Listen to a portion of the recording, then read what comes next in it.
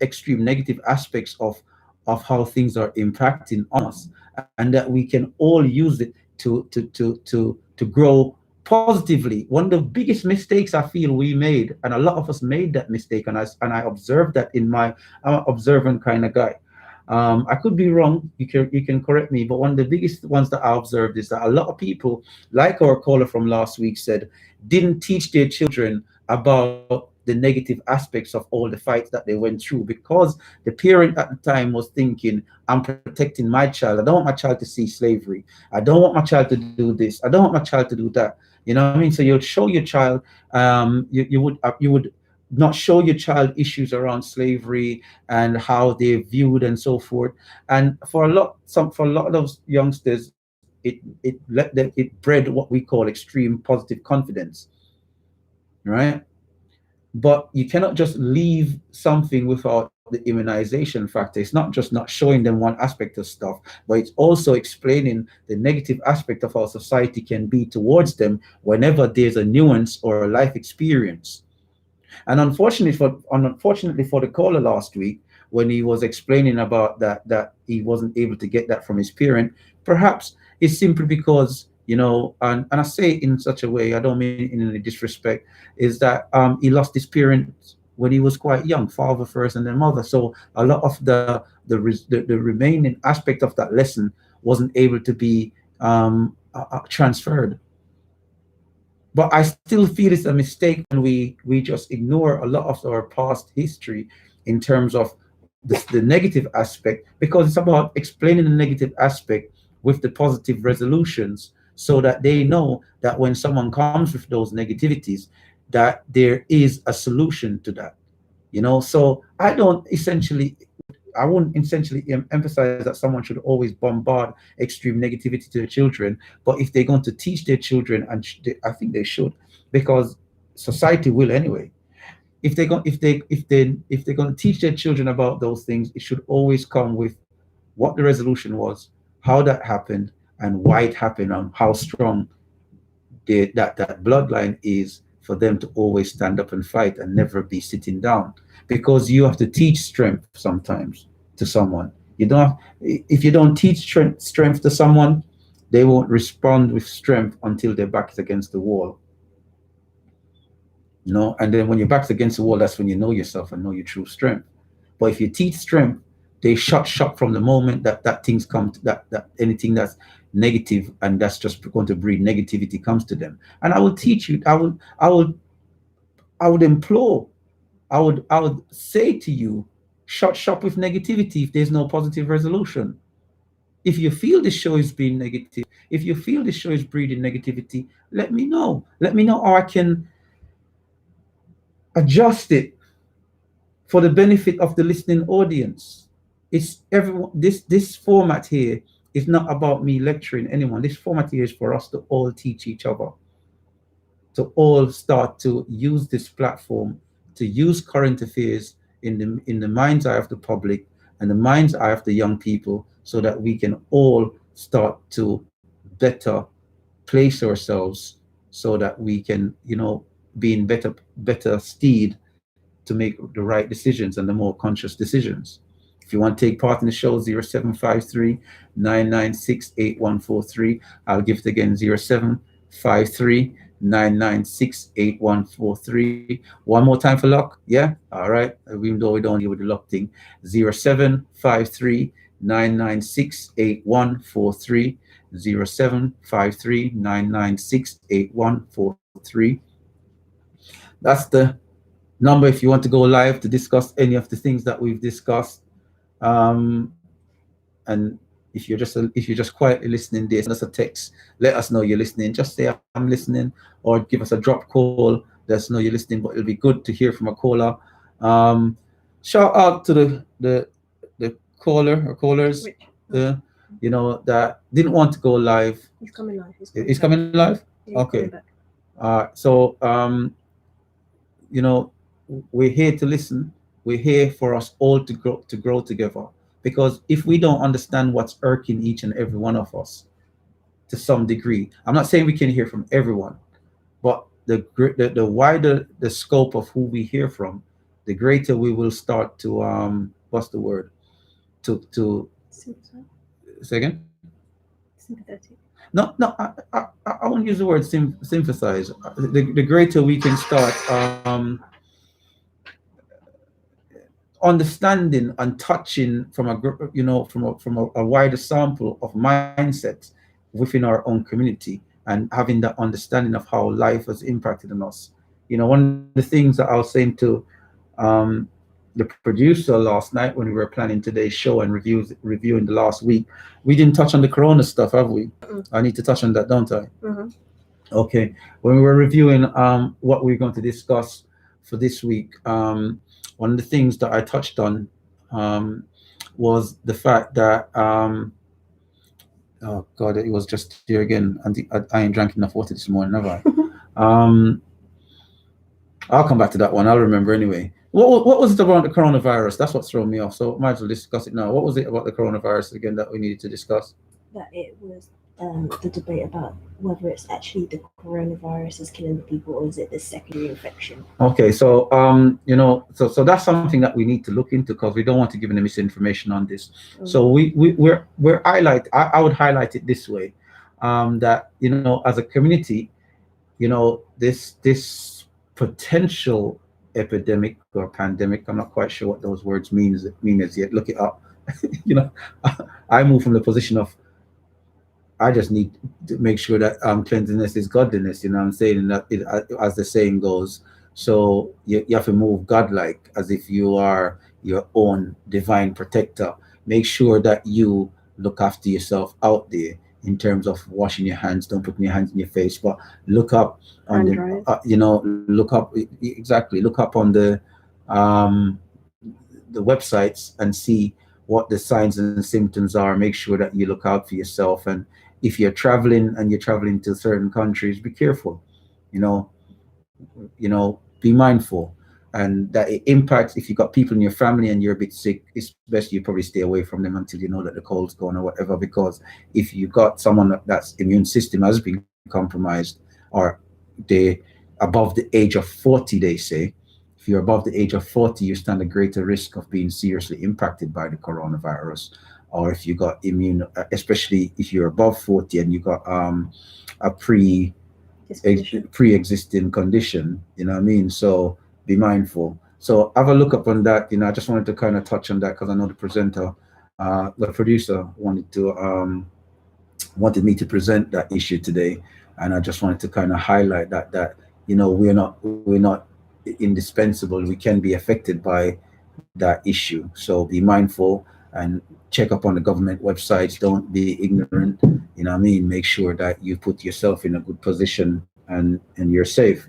Um, yeah. So going back, there was some. Let me see if I can jog my memory in relation to what I was about to say. So I was saying that uh, it'll come back. I just have to keep pushing. So as I'm saying, if you want to take part in the show, it's the Doctor's Surgery, a weekly show that discusses the past week's current affairs.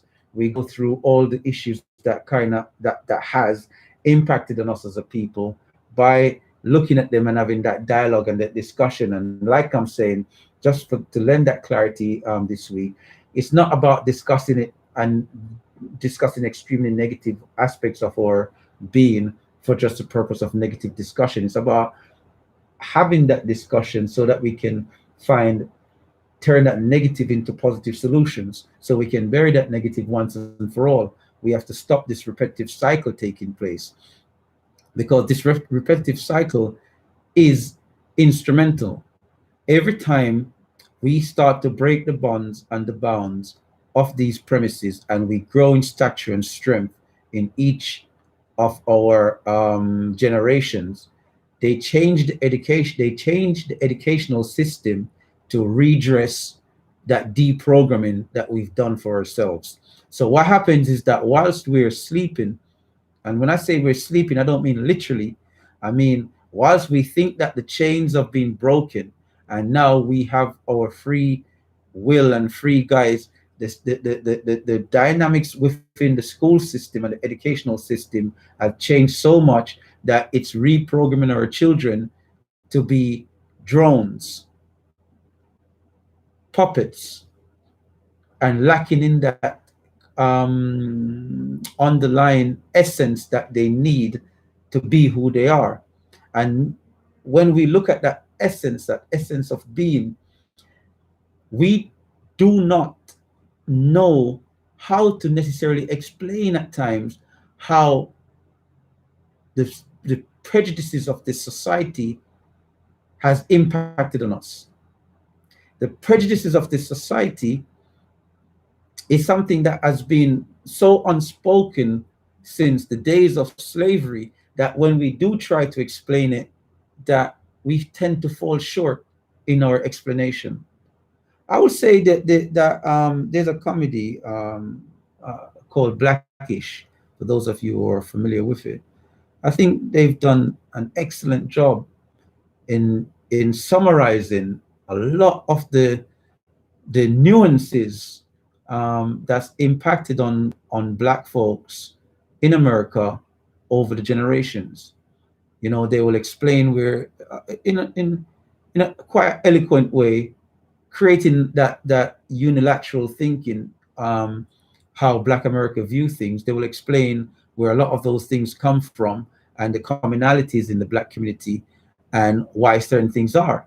And I feel that the movement that is in America right now, it is a beautiful movement that should only make them stronger, because they're organically developing an independent system for themselves, and they also recognize the mixed aspect of that in terms of the mixed relationships, because you have that offshoot being mixish, you know what I mean, and grownish in terms of how young people and the new generation and how and what's impacting on them. You know, this show, in a sense, you know, is not copied from that format because, like I said, this show is a long time in the coming.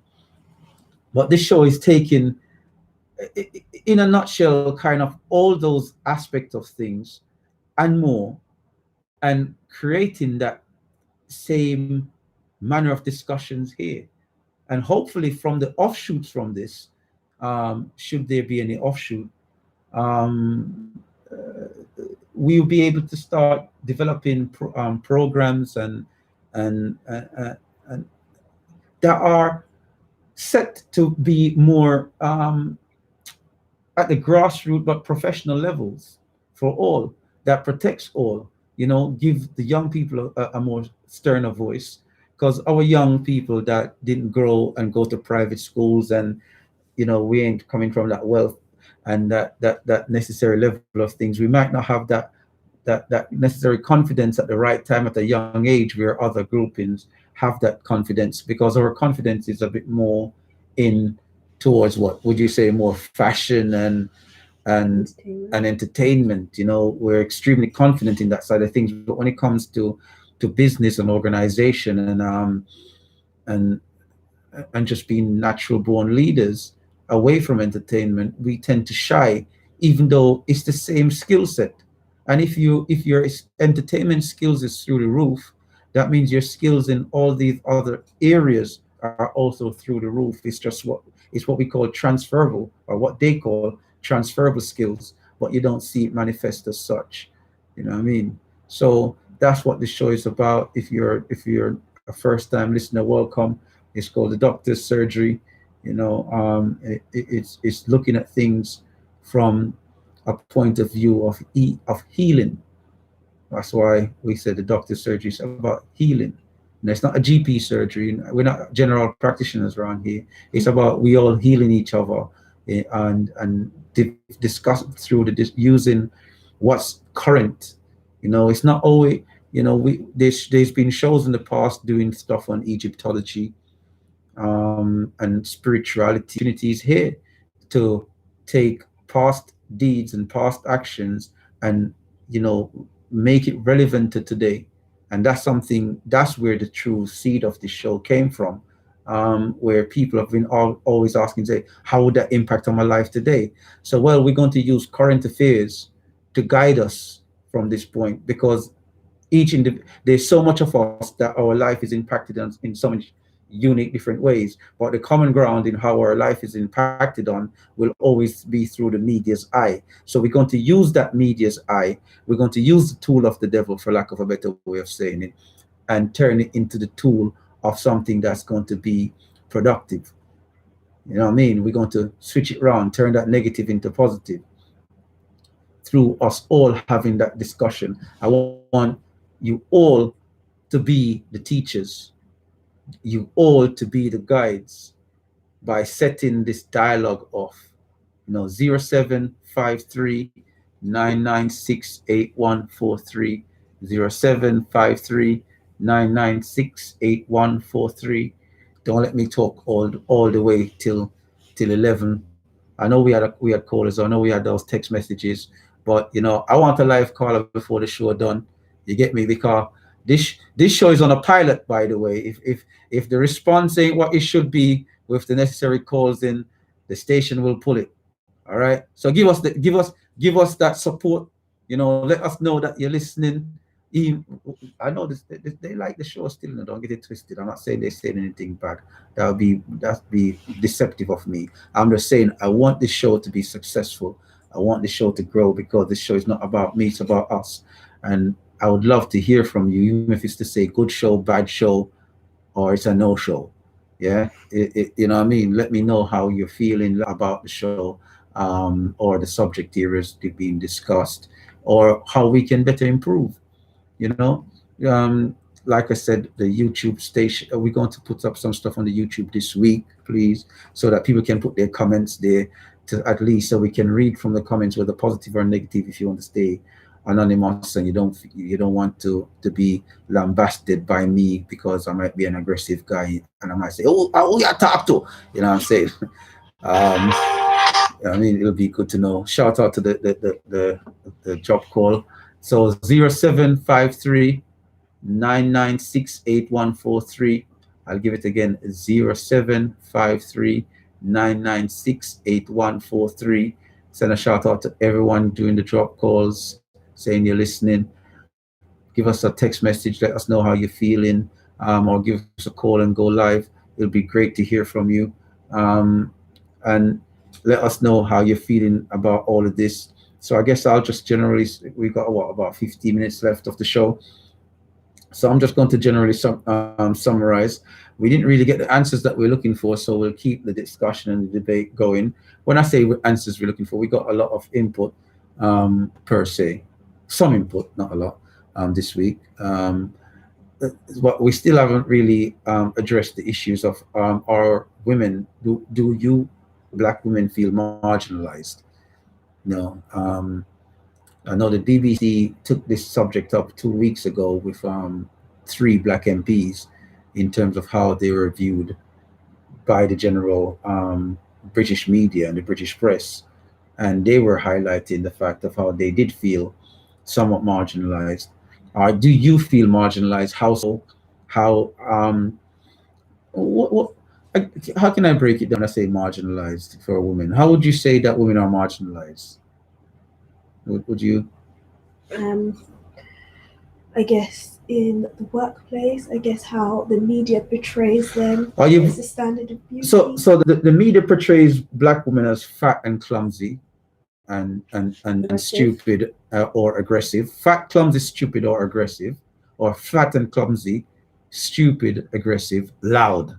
Those are the general media portrayals.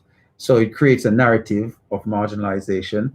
Um, then in the standard of beauty, Natural hair isn't seen as a natural hair never used to be seen as beautiful, but we know there's a massive push now towards natural hair that's more accepting right now, isn't it? that's a touchy subject. It's a touchy subject. Why? Because you have like texturism, and the idea hair texture is a looser comb. People- If it's kinkier, People, nobody can hear you. You want to talk on them? Oh. Say it again. Say it again. Yeah, go on. okay. So basically, hair texture is an issue, because if you don't have a looser texture hair is kinky, then that is seen as unattractive. So the hair, like the natural hair movement, is more. It's been taken over by people who have a looser texture hair, and that is the face of natural hair. But if you have a kinkier texture hair, that is deemed as unruly. That is deemed as not nice hair. That's bad hair. So you have good and bad hair. But again, isn't that something that you women perpetrate? You know, when I said earlier that we perpetrate and we keep racism going because we make it cool. We make it cool for people to be racist towards us because we're racist towards ourselves. Whereas if you drew a line and people knew that you were serious, and if they say the wrong thing to you, they'll get the wrong reaction. You know, what I mean, that they don't want in a certain way. Whether that's not always physical, by the way. I don't want the youngsters listening to think it's always about physical action. It could also be through legal action. It could be through whatever action that makes you win. Because it's about winning. No, true. It's Mm. about winning, making sure that your enemy loses and you win, what by any means necessary. So it could be in, you know what I mean. So you have to use your brain. If physicality is not the right way, then you use the system. If the system don't work, then you might have to knock a door. But So if you've grown up been taught that your hair is bad hair, then where are you gonna learn that that is not the case? um, if you've grown up, And you've been told that it's bad hair, and you're perming your hair, mm, or you're altering your hair because you it's not manageable, or it's seen as being untidy or not professional, mm. then Well, this is the thing though. Who's teaching you these things? Is society or is it from home? Because at home, parents should be teaching their children their beauty and how to maintain that beauty in terms of their natural hair. You know, if a parent hates their themselves, uh, I don't know how else to say it than that. And in hating themselves, that means they hate their image in their child. Then they will move to straighten and damage the child's hair, right? But if you love yourself and you love your image in your child, you tend to nourish and maintain that beauty of that child for as long as possible. And the upbringing I know is the upbringing where you can't really make any changes to yourself until you're responsible for yourself, until like you're 18. So again, that can only be self-perpetuated as opposed to external forces coming in. So if you grew up in a household where your mom might have had straightened or jerry curled or whatever here it is based on the fashion at the time, and you were allowed to do that, that means for me that was a self-mutilation, just like how the couple wanted to cut off the organ of the little boy because he says a girl.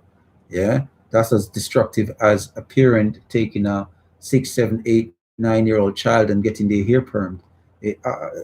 One is a bit easier to repair, the other is impossible, but nonetheless, it's still mutilation. You know, it's still a harsh punishment for a child to be taught that their image of what naturally theirs is ugly. The psychological impact on that is profound. You see what I'm saying? And the reason why a lot of parents do that is simply because, for whatever reason, I would love to hear from you as to why that is. But what I'm saying is that we have to portray and push for that. We have a live caller. Yeah. It's too inside. Me touch me. Hold on. 1 second, caller. Bear with me. Caller, you're live. How can we help this morning? Let me know if I did say anything wrong.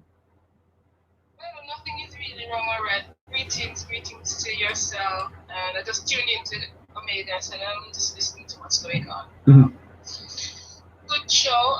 Do I feel women are marginalized? I think the sister mentioned something about fear, and I can definitely understand how fear can be that you see that makes one feel marginal, but they don't see images of us generally speaking of our natural hair in its glory. Mm-hmm. However, for me these days I just like to look at things a little bit different because I think the sister was saying on YouTube, you don't really, people are taking over the hair movement where they have like a looser curl. Hmm. But for me personally, I've been brought up in a situation where my hair was permed because my mom couldn't really manage it. She didn't really have the help. But in my own growing up, in my early 20s, I decided to make a change. I Hmm. felt confident enough to make that change and go back natural. So it's coming up to 10 years now that I'm fully natural. Don't wear no weave or anything like that. And I'm not in the game of bashing anybody that does. Hmm. Yes, I would wish and hope one day that everybody go back to their natural state. But it's for me the real revolution is when you become conscious of that and you go out there and you wear your hair proud. People will see you and notice. It's not about trying to convince people, but in doing it, it's like we are marketing our own selves. Mm. Say, it looks good. It can be done. It can be worn and looked beautiful because people will always come up to you, and you have to be confident in your own self to know that I'm going to do this regardless of whatever corporate world is saying or whatever entertainment world is saying. You just have to do you to the Hmm. best of your ability. Hmm. And my mom didn't necessarily know better because she was socialized in that way to be like, straight hair is the thing that's gonna make you look beautiful. Hmm. And I had to unpack that in myself and throw that away to know that, now I have a young baby who's a female. So as she grows, she's gonna see me, she's gonna see her aunties, there'll be pictures in the house and she'll understand why things are the way it is. So we have to consciously Yeah, do things because the media is only set up to glorify certain images. that's right. So until we actively, proactively do things in little ways, it's not about holding a placard necessarily, but doing little things, the way you eat, the way you dress, to build that self-esteem of that melanin rich child, Hmm. Hmm. That's the point I wanted to Oh, thanks a lot, caller. Where you calling from? London, South London. Uh, oh, we're reaching out far. Big up yourself. Thank you for that. All right I'll then. touch on it on here. Thank you. All right, thank you. Thank you. All right, Bye. all right. Bye. I like what the caller said. Touching on it and saying, with adults, with other adults making conscious decisions, we're not bashing anyone. People can do what they please with their own bodies and hair. I'm bashing, however, the parents that subjugate a child to these things. I'm saying, to say, allow the child to celebrate their natural beauty. And yes, it's difficult. I do know that with natural hair, but it's difficult because we haven't put an infrastructure in place to cater for it. Do you see what I'm saying? No, I'm being genuine with my producer never agrees with me whenever The natural hair I is difficult. whenever I cross over into the feminine aspect of black culture. My point is always going to be biased. I'm known as a chauvinist to my producer, so I might as well hold my chauvinist values and go on with it straight. So I'm gonna boss it now, right? So what I'm saying is, I find that we lack infrastructure for what is naturally and generically ours. We want others to put infrastructure in for us. So if there's and then we adhere to those infrastructures, and when those infrastructures are inadequate, we ball out for racism and lack of consideration. We need to make sure that we're responsible for every aspect of our being. We need to be our own doctors. Not to say you shouldn't go to the doctor, but when I said we need to be our own doctors, you need to know your body. So when you know something ain't right with your body, you can go to the doctor and say, "Doctor, this is what's going on. I want to do a test from a specialist on this aspect of this area of my body, because this ain't right." Because that's the only way you can make it through the system that's coming into place. You know what I mean? And saying that on a quick note, a quick side note, remember that law is coming in next month, the end of next month, where they're going to be taking people's organs, right? So you need to opt out if you're going to opt out, or you need to opt in if you want to opt in. But for those who didn't know, You need to look up that organ law. Yeah, that's coming in. It's, you only got another month to go before it's automatic for them to take your organs. All right. Now we know what was happening in third world countries with the organ reaping and so forth in the past. Well, I'm not going to go into that. That's not today's show. We'll probably do that before the time. If as and when it becomes more current in the British media and the British press. But like I was saying, the marginalization we're experiencing is because we've marginalized ourselves. We've allowed society to walk over us. And I'm just saying, black women need to, with the black men, need to step up to the mantelpiece of putting an infrastructure in that will help with that natural thing. You know, there was a study, and I've said this many times. A lot of people don't believe me, and I wish I kept a copy of that study. There was a study from the late '90s or the mid '90s that was done, where it showed that people spent more time looking after synthetic hair or permed hair or hair that was changed from its natural state than in essence that they would have really truly spent with their natural hair. So it was a folly, it was false thinking that natural hair was difficult. That was a psychological impasse, as opposed to the fact of the reality is that permed or synthesized version of the hair actually took more time. And I would urge people to go and research that for themselves and have a look, because you'd be surprised to see that from that study, and it was a solid study at the time, things and times have changed. I don't know if it's easier now to look after permed hair since those days because the chemicalized process has changed. But if it's still the case that it's still the same thing, then it's only a psychological illusion that natural hair takes more time to be looked after. You know, what I'll urge people to go look that up. But on that note, I'm going to wrap up this week's show. You know, we're back next week. You know, when the calls them start coming in longer, I'll beg for more time. But, you know, I've been talking by myself mainly to give thanks to the people that have called in and everyone that's given the drop call. You know what I mean? Thank you for listening. You know, this is the Doctor's Surgery. We're live on YouTube, the Doctor's Surgery, TheDrSurgery. The Doctor's Surgery, the Instagram as well is there. And all the videos will be uploaded this week. We'll catch you next week. The news has started, and I apologize for the late income.